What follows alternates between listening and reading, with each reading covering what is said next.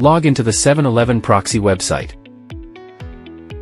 Click Proxy Setup and API.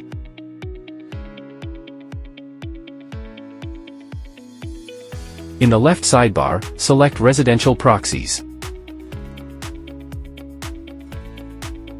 Select API. Add the local address to the whitelist before API access. Click Add Now. Confirm adding whitelist. Choose a plan type.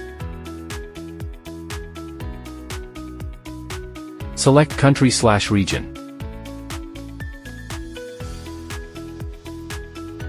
Setting the number of proxies to generate.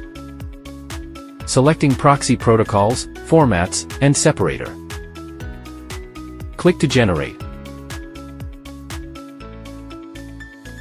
Open link. API obtained successfully, you can start using. Click on the IPBurger Proxy and VPN icon in the upper right-hand corner. Click Settings. Select the proxy protocol and enter the address, port extracted from 711Proxy. Click Save. Connection successful.